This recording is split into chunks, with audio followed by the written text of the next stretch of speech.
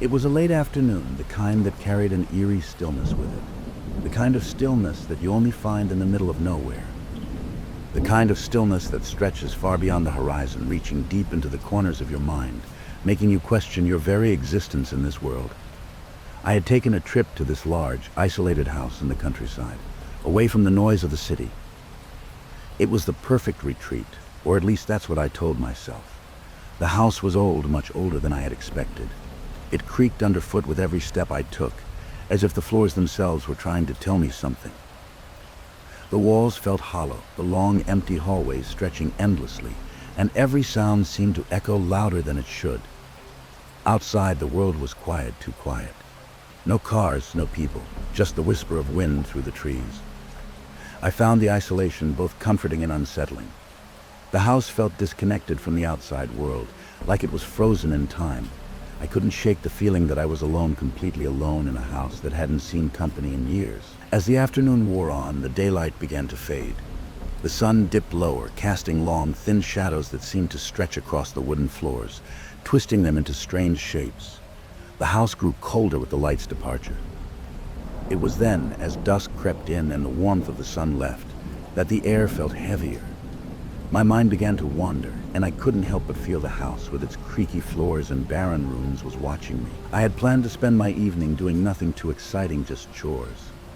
I busied myself with sweeping the dusty floors, wiping down the old furniture that seemed to gather more dust than any house should. There was something strangely soothing about the routine of it all. The sweep of the broom, the dust rag against the wood. It gave me a sense of control in a house that seemed to have lost any sense of order long ago.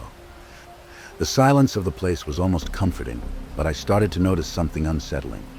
I heard it at first, a faint noise, a sound too subtle to be sure of. Footsteps. Soft, as though someone was walking behind me, but when I stopped and turned, there was nothing there. I shrugged it off. The house was old, and I figured the settling of its wooden beams and old floorboards were to blame. Maybe there was a draft or something causing it. But then it happened again. A step, then another. My heart started to beat a little faster, but I told myself it was nothing. Still, I couldn't help but look over my shoulder. Empty hallway. The sound seemed to stop the moment I turned, as though it had been waiting for me to acknowledge it. I tried to brush it aside, continuing with my chores. But then it came something more distinct, something far worse than the footsteps. A whisper. At first I thought it was just my mind playing tricks on me, the way it tends to do when you're alone in a quiet house for too long. But then it came again, faint, barely audible, yet clear enough for me to understand. My name. Someone was calling my name softly, almost gently, as if from behind me. It was so distinct, so clear that for a moment I froze. I stood there in the middle of the room, broom in hand, heart pounding in my chest. My mind raced. Could it be a neighbor? I looked out the window, but there was no one in sight. The house felt eerily still.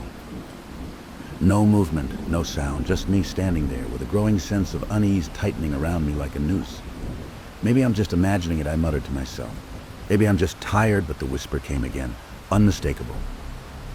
My name. This time it was more urgent, more desperate. I tried to ignore it, but the knot in my stomach grew tighter. I told myself it was nothing more than my mind playing tricks, that I needed to shake it off. But deep down, something told me I wasn't alone in that house. And I couldn't shake the feeling that whatever or whoever was calling my name wasn't something I could just dismiss. The whispering didn't stop. No matter what I did, no matter how hard I tried to ignore it, the voice continued to echo through the house, faint and distant, but growing more frantic. It was almost as if it was moving, shifting from one room to another. I couldn't stand it any longer. I had to check, had to make sure I wasn't just imagining things. I decided to investigate the source of the sound, my footsteps heavy against the floor as I walked through the dim hallways. I checked every room, every corner of the house, but found nothing. It was exactly as I'd left it, empty. Quiet, but the whispering didn't stop. It wasn't just in one room anymore. It moved with me. I could hear it in the hallway behind me, growing louder and more insistent. It called my name, frantic now, as if it was trying to get my attention. I turned on every light, checked every closet, opened every door. The house was unnervingly still, and yet that voice, it was there, somewhere, just out of reach. It was impossible to pinpoint its source. No matter where I went, the voice followed. That's when I knew I wasn't alone. Someone or something was in the house with me. A wave of terror flooded through me. I stood frozen, unable to move, paralyzed by the fear that whatever it was getting closer.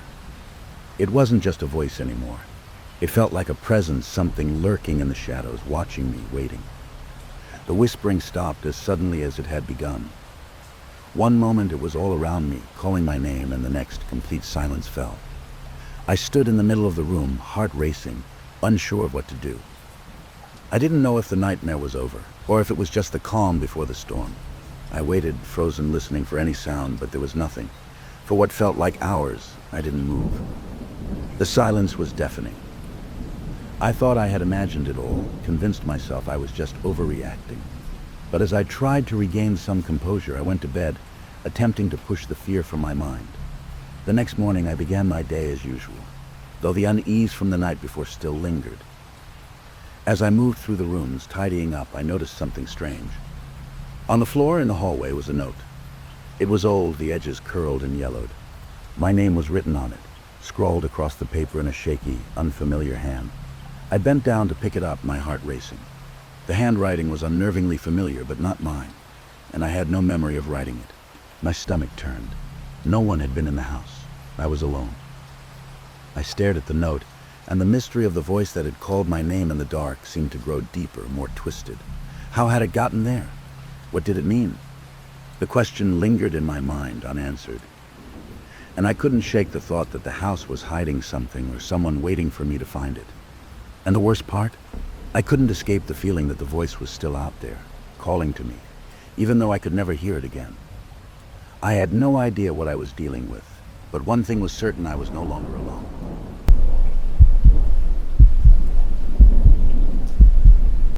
It was the kind of apartment most people would consider temporary, tucked away in the basement of an old, multi-story building. The building had seen better days, its walls lined with peeling paint and its floors creaking beneath the weight of years of neglect. I had rented the basement apartment for the cheap rent, and because it was all I could afford at the time. But there was something about it that made me uneasy. Perhaps it was the way the air always felt damp, or how the hum of the building's ancient plumbing never seemed to stop, resonating through the walls like a constant reminder of the age and decay surrounding me. The isolation in the basement made it worse when you're down there. It feels like the world has left you behind. The sounds of the city above seemed miles away. It was the middle of the night when I was trying to sleep, the silence of the apartment weighing heavily on me. I had just turned off the lights and pulled the blanket over myself, settling in for what I hoped would be a peaceful night. But that's when it started. A faint scratching sounded soft at first, as though something was scraping against the floorboards. I assumed it was just some rats or an old pipe groaning beneath the building's weight. It wasn't the first time I'd heard strange noises in this old place, so I tried to ignore it.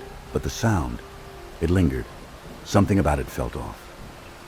As I lay there, the scratching continued, but this time it was joined by a new noise of faint shuffling, like something, or someone was moving around beneath the floorboards. My heart began to beat a little faster. I told myself I was just being paranoid. It could have been anything. But no matter how I tried to block it out, the noises grew louder, more deliberate. The scratching became rhythmic, almost like it was following some sort of pattern. It wasn't the random movement of pests anymore.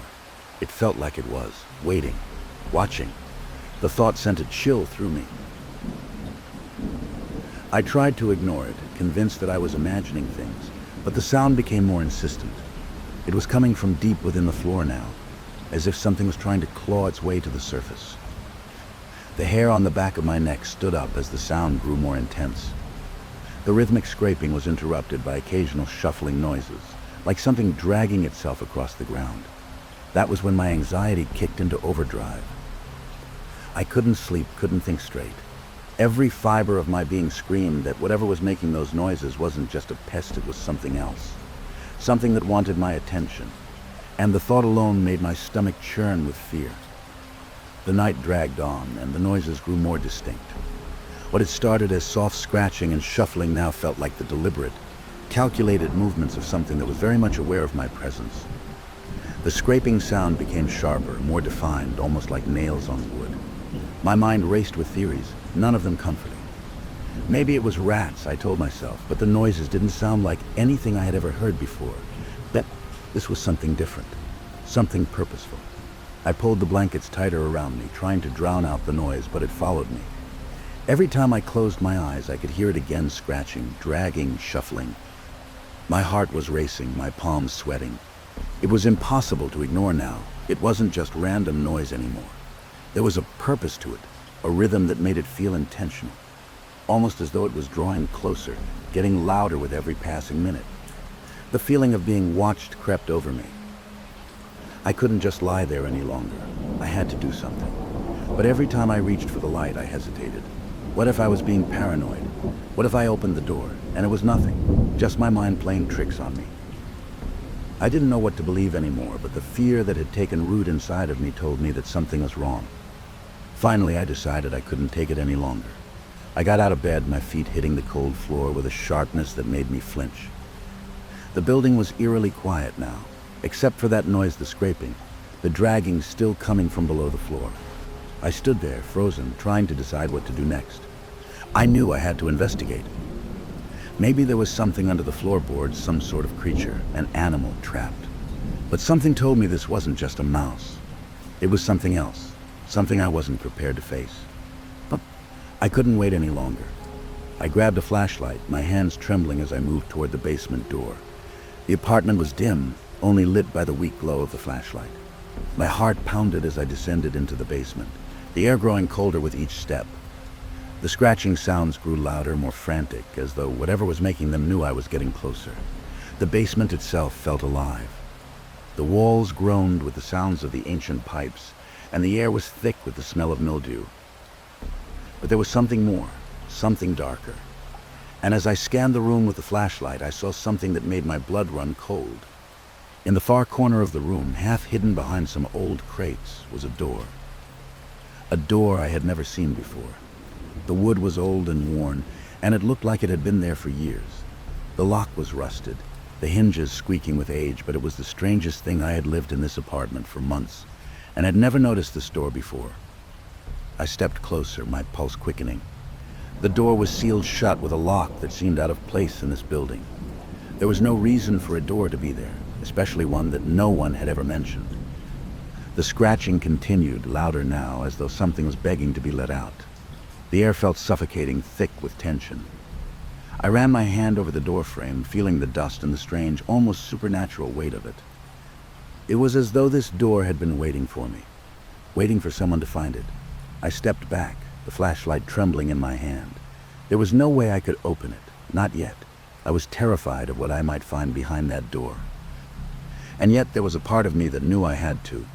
I turned around quickly, my nerves frayed, and left the basement in a rush, locking the door behind me. I ran back up to my apartment, breathing hard, trying to calm myself. My heart was pounding. The thought of that door and what might lie beyond it was unbearable. I tried to shake the fear that clung to me like a second skin. I sat on my bed, trying to convince myself it was all in my head, that I was just overreacting. But the fear wouldn't leave. It sat with me, pressing down on my chest, suffocating me with every breath. I tried to sleep, but it was impossible. Every creak of the building, every groan of the pipes made my heart race. That's when I heard it again. The scratching. It was coming from inside my apartment now. At first it was faint, just a faint scraping against the walls, like something was trying to get in. Then it grew louder, more distinct, like fingers scraping against the floorboards. I jumped up, flashlight in hand, scanning the apartment. My pulse hammered in my ears as the noises grew closer. They were coming from inside the walls now. And then, just as I turned around, I heard it knocking. 3 sharp, deliberate knocks, echoing from the wall behind me. I froze, my body stiff with terror. The room was silent except for the beating of my heart. My hands shook as I looked around, the feeling of being watched overwhelming me. The walls felt alive, pressing in on me. I could hear breathing, soft, faint breathing coming from somewhere behind the wall. I wasn't alone. Something or someone was in my apartment now, just as it had been lurking beneath the floor before.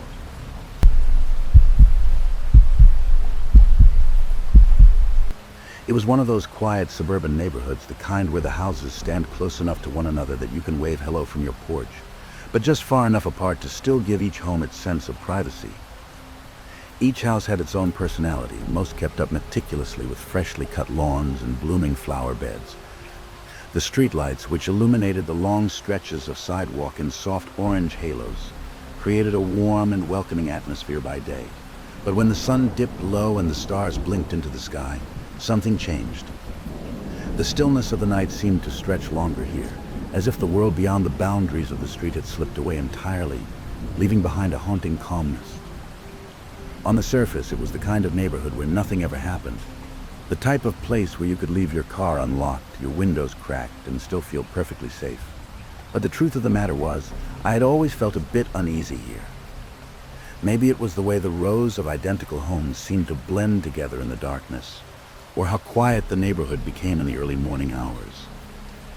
There was an unsettling sense of isolation at night, something that clung to the air like fog rolling in from the unseen outskirts of the world. I lived in one of the many well-kept houses on the street. It was a simple, two-story home with a porch that wrapped around one side. By day, it was a cozy, bright place, but at night it took on a different character. The shadows in the corners seemed to stretch longer, the rooms felt emptier, and the house settled with every creak and groan of old floorboards.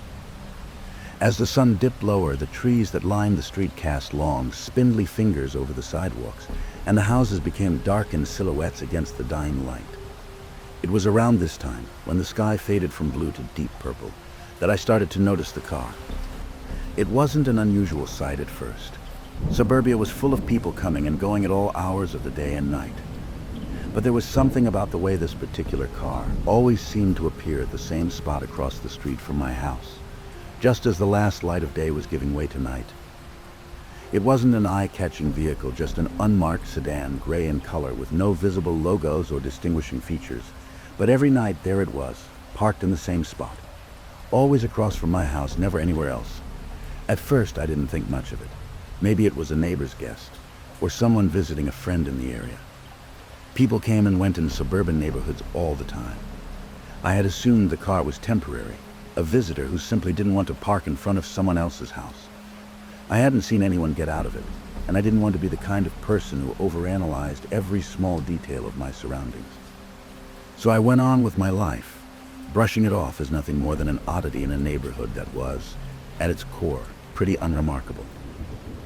But as the days turned into weeks, the car continued to show up. Every night, like clockwork, parked in the same spot. It wasn't moving, didn't seem to have any passengers, and there were no signs of life around it.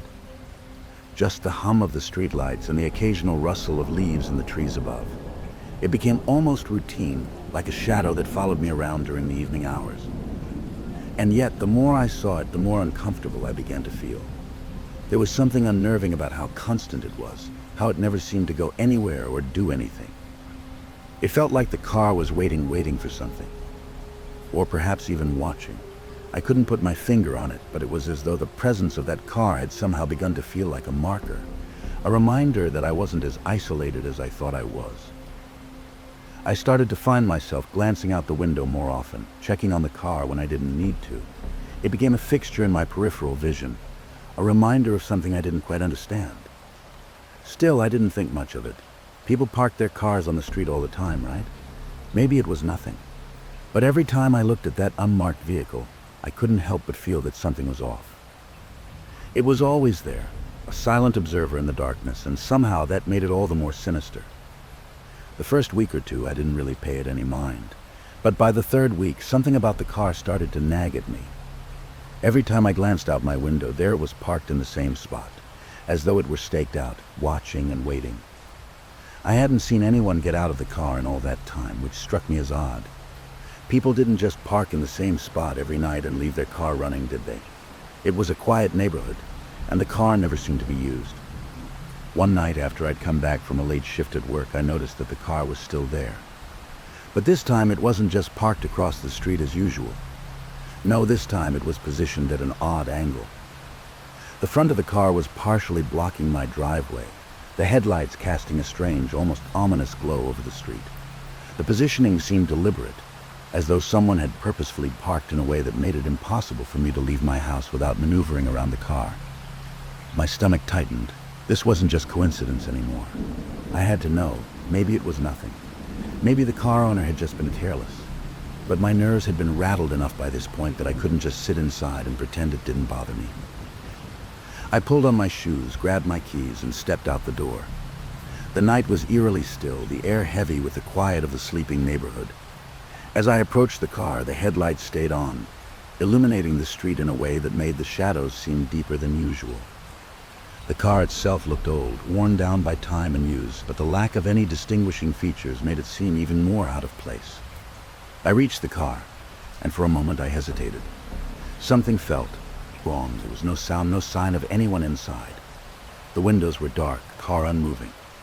I knocked gently on the window. No response. I checked the back door, still nothing. I tried the front door, but it was locked. I peered inside and saw nothing but empty seats, the dim glow of the headlights reflecting off the worn leather. I stood there for a moment, feeling a strange sense of unease settle into my bones. The car was running, but there was no one in it. And that's when it hit me this car had been here, parked every night, for weeks. And now, at this moment, no one was inside. I glanced around, but the street was as quiet as it ever was. No one was moving, not even a whisper of wind disturbed the air. I felt eyes on me, though I couldn't explain why. The feeling was overwhelming, the sense that someone or something was watching me from within the car, hidden just out of sight. I couldn't shake it. I stepped back, suddenly aware of how vulnerable I was standing there, alone in the dim streetlight. I turned to head back to the house, but then I stopped. The headlights blinked, the low rumble of the engine continuing in the silence. But still, there was no one inside. The car had been there every night for weeks, but tonight, in the cold light of the street lamps, it felt different. I quickly turned on my heels and walked briskly back inside, locking the door behind me. The feeling of being watched lingered long after I had closed the door, and for the rest of the night I couldn't shake the sense of dread. The next morning I told myself I was overreacting. It was just a car, right? People parked in strange spots all the time. There was no reason to let it get under my skin, but as the days went by, the feeling didn't go away. If anything, it grew stronger. The car was back the next night, parked in the same spot, headlights still on, but no one inside. It was as though the car had taken on a life of its own, silently looming across the street, watching, waiting. And then came the night it all changed. I woke up to a loud noise, an unsettling sound of something scraping against the sidewalk. I looked outside, and there it was. The car was parked even closer this time, nearly blocking my driveway completely. But it wasn't just the position of the car that made my stomach drop, it was the absence of any sound. No engine hum, no rustle of wind. The car was eerily silent, just sitting there, like a dark figure waiting to pounce. My heart raced. Something wasn't right. This time, I wasn't going to just stand by. I had to confront it. I grabbed my jacket and stepped outside once more. The street was empty, the air heavy with that same sense of eerie stillness. As I approached the car, I noticed something else. There was a faint, unsettling smell of decay, like something had been left to rot inside. I reached the car and peered inside once more. Still no one. But then, as I looked around, the feeling of being watched hit me again, stronger this time. Something was wrong. Suddenly I heard a soft rustle behind me, like footsteps on the gravel. My blood ran cold. But when I turned, there was no one there. The headlights flickered once more, the hum of the engine still persistent, but the car remained empty. My hands were shaking as I took a step back and turned toward the door. It was then that I noticed something strange on the hood of the car. A large black feather, soft and out of place. I froze, staring at it. Where had it come from? I hadn't seen any birds nearby. The silence felt even heavier now, as though the feather itself had absorbed all the noise in the neighborhood. I backed away from the car and bolted inside, my heart pounding in my chest. I locked the door and checked the windows. The feather kept running through my mind. The next morning, when I went outside to see if the car was still there, it was gone, as though it had never been there at all. But the feather, that strange black feather, remained soft and chillingly out of place on the ground where the car had once been. I never saw that car again, and after that night, the unease that had lingered in my bones started to fade, but it never fully disappeared. The neighborhood returned to its usual quiet, the streets once again filled with the sound of children playing, neighbors chatting, and the low hum of everyday life. Yet, something about that strange experience left a mark on me, like a shadow that no amount of sunlight could entirely chase away. I tried to move on. The car was gone, and with it, the sense of being watched. But every time I closed my eyes at night, that fleeting image of the black feather on the hood kept coming back to me. I couldn't explain it, couldn't figure out why it felt so significant. It was just a feather, right? But it wasn't just that. It was the way it had appeared out of nowhere, as if placed there for me to find. Then, a few weeks later, a conversation with one of my neighbors brought it all back. I had been chatting with Mrs. Thompson, who lived a few houses down. She was an older woman, always friendly, but a little too curious for her own good. We were discussing the usual neighborhood gossip, whose kids had gotten into trouble, who had moved away, and so on, when she casually mentioned something that made my heart skip a beat. "Oh, did you hear about the car?" she asked, almost as if she were making small talk. "That strange car that used to park on our street? They say it wasn't a random car at all." I froze, trying not to show my discomfort. "Really?" I said, my voice sounding thinner than I intended. "What do you mean?" Mrs. Thompson lowered her voice, as though the information she was about to share was meant for only a select few. "They say it was a car used by someone who, well, let's just say, they didn't exactly leave the best reputation behind. The stories go back years, maybe even decades. Some say the car was once owned by a man who used to live in this neighborhood, a man who disappeared without a trace many years ago." I felt my stomach churn. "Disappeared," she nodded. "Yes, and the weirdest part, people still say they can sometimes see that same car around town at night. It shows up in the same spot, in the same way, and when it does, something odd always happens. People hear strange sounds, feel like they're being watched. And there's always something left behind, something small, something that doesn't make sense." I could feel my breath catch in my chest, like a feather. She looked at me with wide eyes, surprised by the question. "Yes, a black feather. It's said to be a mark left behind by whoever or whatever was in that car." I could feel the hairs on the back of my neck standing up. "But how do you know all this?" I asked, trying to sound casual despite the rising panic in my voice. Mrs. Thompson paused, as though weighing her words. "It's just what I've heard. People in the neighborhood. They've lived here long enough to know the stories, but no one really talks about it. It's not something anyone wants to revisit." She must have seen the look on my face, because she quickly added, "But don't worry. I'm sure it's just a coincidence.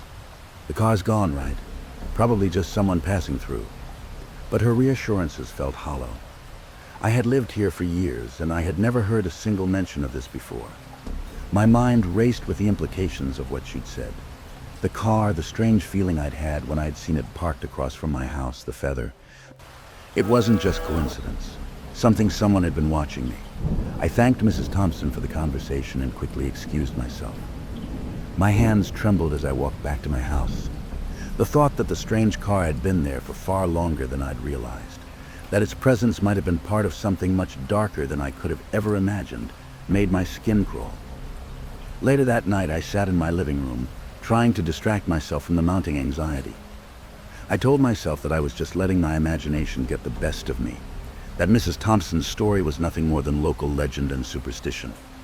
Yet deep down, I knew I couldn't shake the feeling that I had been caught up in something much bigger than a strange car in a quiet neighborhood. Just as I was about to turn off the lights and go to bed, I heard a soft scratching sound, faint but unmistakable. My heart skipped a beat. For a moment, I thought I was imagining it. But then it came again, a light scratching against the side of the house, followed by a faint tapping sound from the window. I froze. My mind raced and my body went cold. Could it be? Was I just imagining things again? Or had someone been watching me all along, just as they had done before? I went to the window, my hands shaking as I parted the curtains ever so slightly. Nothing. The street was empty. There was no car. No one in sight. But then, just as I was about to turn away, I noticed something that made my blood run cold. A single black feather, resting gently on the sill outside my window. My stomach dropped. I didn't know who or what had been leaving these signs for me, but one thing was clear: it wasn't over. Whatever had been lurking in the shadows of the quiet neighborhood, whatever had been watching me from across the street all those nights, hadn't gone away. It had only been waiting. And now it was closer than ever.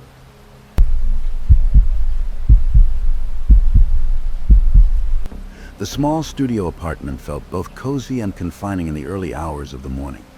The soft hum of appliances was the only sound that accompanied the stillness of the night. It was an apartment tucked away on the third floor of a quiet building with a single streetlight outside the window casting faint shadows across the room. The furniture was mismatched: an old couch covered with a throw, a chipped coffee table, and a small dining table stacked with clutter. Everything felt like it belonged to a past life, but the apartment had become home over time despite its imperfections. But tonight it felt like a prison. The isolation, the stillness, the darkness, each element seemed to press in, suffocating in its own way. I was the only one awake in the entire building, the quiet too profound, too heavy for comfort. Outside, the city was asleep, and the world beyond my little apartment seemed distant, unreachable. My thoughts raced in the silence, a cascade of worries, insecurities, and regrets swirling in my mind. Sleep was an impossibility. I stood up from the couch, the soft creak of the floorboards beneath my feet the only sound accompanying me as I paced around the apartment. I wasn't sure what I was looking for, but I couldn't stay still. The air felt thick, the weight of my solitude pressing down on me. The ticking of the old clock on the wall felt louder in the stillness, marking each passing second like a countdown. The hum of the refrigerator seemed out of place, an unwelcome noise in the otherwise silent apartment. It was too quiet. I needed a distraction. I made my way toward the bathroom, the cold tile floor a welcome contrast to the warmth of the apartment. The bathroom was dark, with only the faint glow of the streetlight shining through the window, casting long shadows across the floor. I hoped the sterile feel of the bathroom would calm my nerves, but as I stepped into the room, something caught my eye. What? There in the bathroom mirror, my reflection stood still. I froze, my heart skipping a beat. The reflection didn't move. I shifted my weight, hoping it was just a trick of the light, but the reflection remained locked in place. It was as if time had stopped for it, while I continued moving around the room. I blinked, my mind trying to process what I was seeing, but the reflection stayed the same frozen, unmoving dot. I took a step forward, my eyes narrowing. Something wasn't right. A strange disconnection swept over me, as if the mirror was a window into a different reality, a reality that wasn't quite my own. My reflection didn't seem to belong to me, and for a moment I questioned if I was even looking at myself. But exhaustion, I reasoned. It must have been exhaustion playing tricks on my mind. I exhaled slowly and stepped closer to the mirror. As I did, my reflection remained perfectly still, unmoving. My heart beat faster. The quiet of the apartment seemed to deepen, the silence pressing in, and the darkness in the room felt even more suffocating. I could feel the weight of the moment in my chest, and I was desperate for it to end. But it didn't. The reflection stayed there, staring at me with eyes that seemed too still, too empty. I moved closer to the mirror, my movements slow and cautious. There was something about it that felt wrong, something that made the hairs on the back of my neck stand up. The reflection remained as still as ever, but the more I stared, the more unnerving it became. It felt like something was watching me, as if the reflection wasn't simply a reflection at all. I raised my hand and slowly waved it in front of me, my own movements fluid. But the reflection didn't follow right away. It didn't mimic me in real time. Instead, it seemed delayed. The way my fingers moved, the way my hand lifted it was just a split second behind, but it was enough to make me pause. I blinked. This wasn't right. I moved closer again, staring at the reflection, trying to make sense of what I was seeing. My hand trembled slightly, but the reflection remained unchanged. The stillness felt suffocating. It was as if the reflection was detached from me, from everything. It didn't feel like a mirror anymore. It felt like a window into a world I wasn't part of.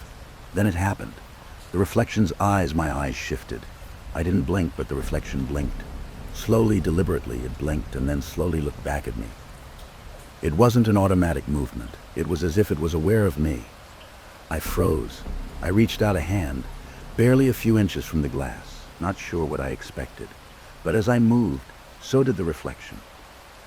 It was no longer just a delayed mimicry. It was alive in its own way, moving with a purpose that mirrored my actions, but with a deliberate, unnerving difference. It wasn't me. The reflection's movements felt strange, unnatural. It watched me with an intensity that made my skin crawl. Its eyes were sharp, unblinking, following my every movement. Suddenly, the reflection's mouth curled into a faint, almost imperceptible smile. It wasn't a friendly smile. It wasn't my smile. It was cold, mocking, and predatory. I took a step back, my pulse racing. This couldn't be happening. It had to be exhaustion or a trick of the light. But then the reflection reached out. It reached out in the exact same motion I did. But there was something wrong about it, something that sent a sharp jolt of fear through me. The hand was thinner, colder. The fingers seemed too long, too pale, stretching toward the glass. And when it touched the mirror, I felt the glass ripple slightly, as if the reflection wasn't just a mirror image, but something more. Solid. I recoiled, stumbling backward, my heart pounding in my chest. The reflection didn't stop. It remained there, still and frozen, its eyes locked onto mine. Its smile widened, but it wasn't a smile of warmth. It was a predatory grin, one that made my stomach twist with fear. I couldn't tear my eyes away. It was waiting for me to make the next move. I turned away, but I could feel the weight of the gaze following me. The reflection's smile seemed to linger in my mind, burning into my consciousness as I backed away, my breath coming in ragged gasps. I couldn't escape it. It was still there, watching me. And as I stood in the dim light of the bathroom, I couldn't shake the feeling that the reflection wasn't just a reflection anymore. It had become something else, something far darker, far more dangerous than I could have ever imagined. I looked over my shoulder, but I didn't dare turn back to face the mirror. It was waiting. I stood frozen, my heart racing in my chest. My mind screamed for me to leave, to run out of the apartment and never return, but my legs wouldn't cooperate. It felt like the air around me had thickened, trapping me in place as the reflection in the mirror stared back at me. Its eyes were cold and unblinking, and the smile still stretched across its face grew more menacing with each passing second. The reflection hadn't moved, but I could feel its presence in the room.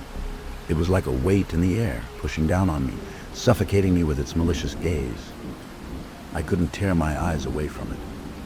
My body seemed paralyzed, unable to react to the creeping terror gnawing at the edges of my mind. A jolt of panic surged through my body, and I stumbled backward, my feet clumsy against the tiled floor. My pulse thundered in my ears, drowning out every other sound. I had to get away. I had to get out of this room, out of this apartment. But my body wouldn't move. I wanted to scream, to shout for help, but the air around me felt heavy and thick, as if the apartment itself was pressing in on me. The reflection's eyes never left mine, and I could see that the smile had shifted into something more sinister, a mocking grin that filled me with an overwhelming sense of dread.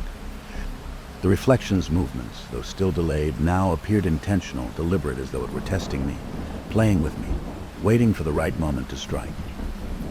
I turned and bolted for the door, my feet scrambling to reach the hallway, but the apartment door was locked. I reached for the knob, but the familiar turn of the handle felt impossibly slow, as if the door itself was resisting my escape. My breath came out in jagged gasps, and I could feel the weight of the reflection's presence behind me, watching me. I had to leave. I had to get away from the mirror. But as I finally managed to yank open the door and step into the hallway, the floor beneath my feet felt unsteady. I glanced back one last time toward the bathroom, and what I saw stopped me dead in my tracks. The door to the bathroom was wide open, but the mirror wasn't reflecting the hallway behind me. It was reflecting the hallway inside the apartment. It was as if the mirror had opened a doorway, pulling the apartment into another space entirely. My breath hitched in my throat as my reflection stood still in the bathroom. It was no longer a perfect copy of me. It was something else. Its grin had stretched unnaturally wide, and its eyes glowed with a faint, unnatural light. For a moment I stood paralyzed, unsure of what to do. Every instinct screamed at me to run, to get away, but my legs refused to obey. I could feel that something was waiting for me. The reflection in the mirror wasn't just a reflection anymore. It had become a part of the apartment, part of the very space around me. It was no longer bound by the glass, no longer separated from me. I stumbled backward, desperately looking for an escape. My fingers grazed the cold doorknob again, but before I could turn it, I heard a faint sound, something soft and hollow coming from the bathroom. It was the faintest whisper, a low murmur that seemed to come from the reflection. I couldn't make out the words, but I didn't need to. The tone was unmistakable, cold, mocking, and alive. I turned away, my breath coming in quick, shallow bursts, and ran down the hallway. But the hallway stretched impossibly long, growing darker with each step. The apartment complex seemed to warp around me, its walls closing in, twisting in unnatural angles. The silence was deafening, pressing down on me, and I could feel the presence of the reflection following me, always just behind, never leaving me. I reached the stairwell and descended, desperate for escape. But as I neared the bottom floor, the world around me began to distort even further. The walls stretched, the floors shifted, and the dim lighting flickered in time with my panicked heartbeat. The apartment building, once familiar, had turned into a labyrinth, a maze of endless corridors and distorted rooms. I couldn't find the exit. I couldn't find anything but the relentless presence of the reflection following me, getting closer with every step. The whisper grew louder now, no longer a murmur, but a taunting voice that seemed to come from everywhere, surrounding me. It was too late to run. I turned one last time, hoping to see the street outside, but the hallway stretched on into darkness. The reflection was there, standing at the end of the hall, waiting for me. And I realized then, with an icy chill creeping through my veins, that it had been waiting all along.